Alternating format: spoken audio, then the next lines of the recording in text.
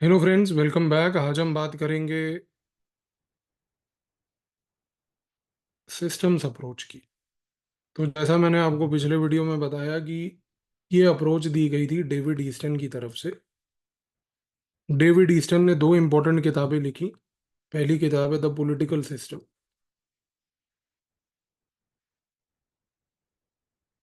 दूसरी किताब है a framework for political analysis. ये दोनों किताबों में डेविड ईस्टन ने सबसे इम्पोर्टेंटली क्या किया कि स्ट्रक्चरल फंक्शनल अप्रोच को इम्प्रोवाइज किया। इम्प्रोवाइज करके उसने एक होलिस्टिक लेवल पर एक डायनेमिक फ्रेमवर्क दिया। हम लोग इसके बारे में ब्रीफली पहले भी चर्चा कर चुके हैं, पर यहाँ पर उसने क्या किया। डेविड ईस्टन ने यहाँ पर यह बात बोली कि देखो, एक सोसाइटी है, उसमें पॉलिटिकल सिस्टम ऑपरेट करता है।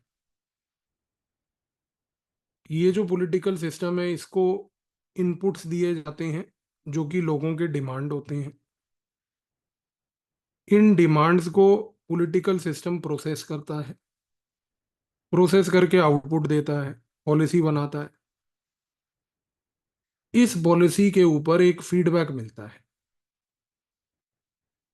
और ये फीडबैक से क्या होता है कि सिस्टम ग्रेजुअली जो है अडेप्ट करता है। तो अडेप्टेबिलिटी आती है।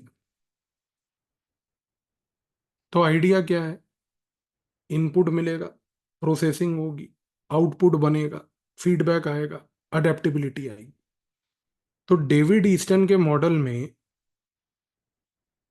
फोकस सारा क्या है कि सिस्टम जो है वो अडेप्टेबल बने, सिस्टम जो है वो इक्विलिब्रियम इंश्योर करे, सिस्टम जो है वो रिस्पॉन्सिव रहे क्योंकि उसको फीडबैक मिल रहा है। तो डेविड ईस्टन के पूरे मॉडल में सारा फोकस पहली बात तो इस चीज का था। आपको याद होगा कि पहले भी जब मैंने आपको ये मॉडल ब्रीफली समझाया था तो मैंने आपको फार्म लॉज का एक पूरा एग्जांपल डिटेल में बताया था। वो एग्जांपल को अब मैं रिपीट नहीं कर रहा हूँ। We have already discuss that earlier. अब ये चीज तो ठीक है कि भाई यहाँ पर एक फीडबैक है, अडेप्टेबिलिटी है, इक्विलिब्रियम है, रिस्पॉन्सिवनेस है, पर ये मॉडल भी अभी तक कोई एडिक्वेट नहीं है। क्योंकि यहाँ पर भी अगर हम देखें तो सिस्टम्स अप्रोच में भी कुछ लिमिटेशंस है। सबसे बड़ी लिमिटेशन ये है कि यहाँ पर रॉबर्ट डाल ने ये बात बोली कि भाई ये बड़ा एब्स्ट्रैक्ट किस्म का है, मॉडल है। रॉबर्ट डाल ने ये बात क्यों बोली कि एब्स्ट्रैक्ट मॉडल है? क्योंकि उसने कहा कि भाई ये जो टर्म्स हैं, इनपुट, आउटपुट, फीडबैक,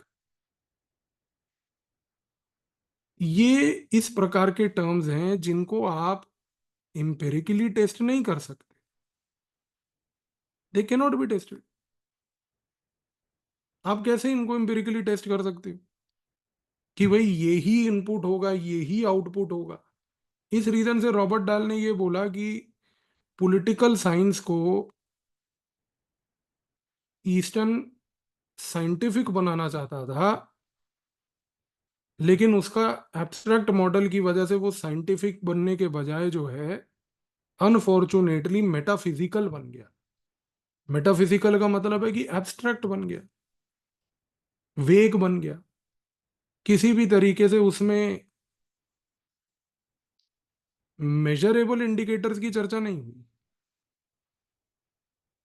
कि हम मेजर कैसे करें इनपुट को, हम मेजर कैसे करें आउटपुट को, हम मेजर कैसे करें कि यही एक चीज जो है फीडबैक है।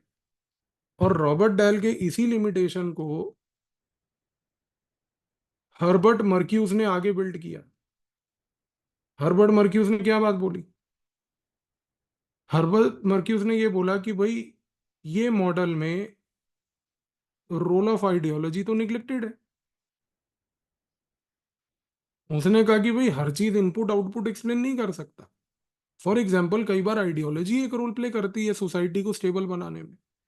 केस इन पॉइंट हर्बर्ट मर्क्यूज ने एग्जाम्पल दिया पाकिस्तान का।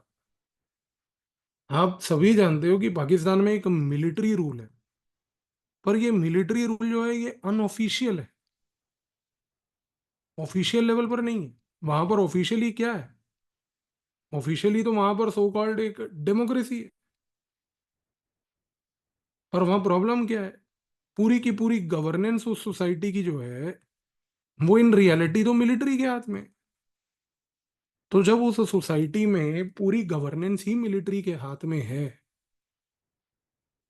और वहां पर किसी भी तरीके से मिलिट्री जो है वो गवर्नेंस को छोड़ती नहीं, तो इस कॉन्टेक्स्ट में सबसे बड़ा सवाल ये उठता है कि ये जो मिलिट्री की अनऑफिशियल आइडियोलॉजी गवर्नेंस में डोमिनेट कर रही है, हर्बर्ट मर्क्यूज कहता है कि ये जो सिस्टम्स अप्रोच है ये इसको कैसे एक्सप्लेन करेगी? नहीं कर पाई, और ये प्रॉब्लम आ भी रही है। इसी तरीके से एक पॉइंट यहां पर यह भी बोला गया लूसियन पाई की तरफ से,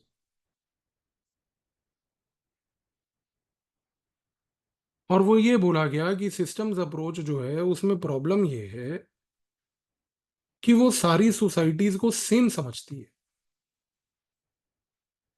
कि भाई हर जगह इनपुट होगा हर जगह आउटपुट होगा।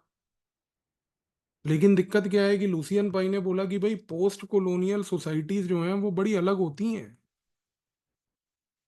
हर चीज वहां पर आप एक प्रिसाइज इनपुट के नजरिए से नहीं देख सकते कि ये ही इनपुट हो रहा है, वहां पर इनपुट अलग अलग तरीके का है।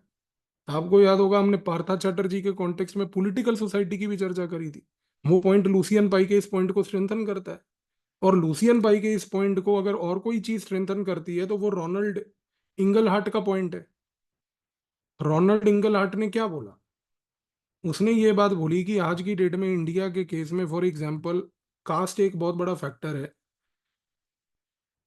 जो इंडिया के पॉलिटिक्स को शेप करता है, पर कास्ट एक इनपुट फंक्शन नहीं है।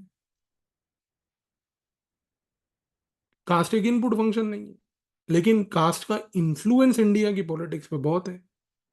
आप कास्ट के इस पर्टिकुलर इन्फ्लुएंस को इनपुट इसलिए नहीं देख पा रहे हो क्योंकि आपके पास कोई वेरिएबल ही नहीं है, रोनाल्ड इंगलहार्ट कह रहा है, कि जिससे आप मेजर कर पाओ। और यही चीज लूसियन पाई ने बोली कि पोस्ट कॉलोनियल सोसाइटीज का तो इशू ही अलग है, कॉन्स्ट्रक्ट ही अलग है। तो आप ये जो वेस्टर्न कॉन्स्ट्रक्ट था सिस्टम्स अप्रोच का, कि जो यूरोप में सोसाइटी है वहां पर अगर इनपुट है कुछ तो वहां पर आउटपुट भी ये होगा, वो यहाँ पर तो नहीं अप्लाई हो रहा। तो लूसियन पाई और रोनाल्ड इंगलगार्ट हो या for that matter Partha Chatterjee हो, they all speak the same voice. And last but not the least very important point here is by Gabriel Almond himself, where Gabriel Almond says an important point कि boss this entire systems approach जो है it is more like a black box. Black box का basic मतलब ये है कि बड़ी वेग है। वेग क्यों है? क्योंकि वो कहता है कि भाई एक इनपुट से आउटपुट बनता कैसे, प्रोसेसिंग होती कैसे, ये चीज तो सिस्टम्स अप्रोच समझा ही नहीं पा रहा है। तो सिस्टम्स अप्रोच की सबसे बड़ी लिमिटेशन ये है कि भैया इनपुट आया आउटपुट हो गया, कैसे हुआ, प्रोसेसिंग कैसे हुई, that clarity does not exist in the systems approach. तो इवन दो सिस्टम्स अप्रोच ने स्ट्रक्चरल फंक्शनल अप्रोच को इम्प्रोवाइज जरूर किया, लेकिन वो इसको इफेक्टिवली इम्प्रोवाइज करके ये जो प्रॉब्लम्स आइडेंटिफाइड हुई इनको सॉल्व नहीं कर पाए। तो आई बिलीव कि अब आपको सिस्टम्स अप्रोच बहुत क्लियरली समझ आ गई, एंड मोर स्पेसिफिकली उसके लिमिटेशंस भी यहाँ पर समझ आ गए। मिलते हैं नेक्स्ट क्लास में, नेक्स्ट वीडियो के साथ, नेक्स्ट कॉन्सेप्ट के साथ।